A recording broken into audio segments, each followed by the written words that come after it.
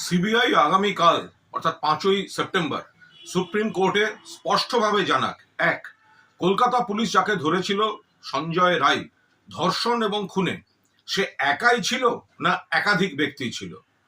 Point number 2, এই ঘটনা ধর্ষণ এবং খুন এটা একটা বিচ্ছিন্ন পৈশাচিক নারকীয় কুৎসিত ঘটনা, নাকি কোনো চক্র অন্য কোনো কারণে এই ঘটনাটা ঘটিয়েছে।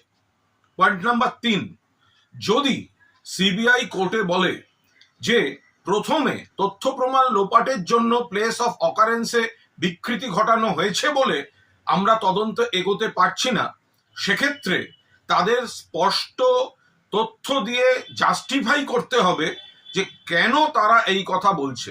এবং 4, যদি তারা এটা জাস্টিফাই করতে পারে যে প্লেস অফ অকারেন্সে প্রাথমিক বিকৃতির জন্য তাদের তদন্ত এগোতে পারছে না, তাহলে সেই প্লেস অফ অকারেন্স কাদের কাদের দায়িত্বে ছিল তাদের বিরুদ্ধে সিবিআই ব্যবস্থা কেন নেয়নি এবং কি ব্যবস্থা নিতে চলেছে এটাও খুব স্পষ্টভাবে জানাতে হবে। জাস্টিস ডিলেড মানে জাস্টিস ডিনাইড। করাপশন চার্জে সন্দীপ প্লাস 3 জন অ্যারেস্ট হয়েছে, অভিযোগ থাকলে উচ্ছন্নে যাক, কিন্তু মূল যে ঘটনা এই নির্যাতিতার ধর্ষণ এবং খুন, সেই মামলার দ্রুত ফয়সালা সিবিআই কে করতে হবে এবং আগামীকাল কোর্টে মূলত এই 4টে পয়েন্ট নিশ্চিতভাবে তাদের ক্লিয়ার করতে হবে।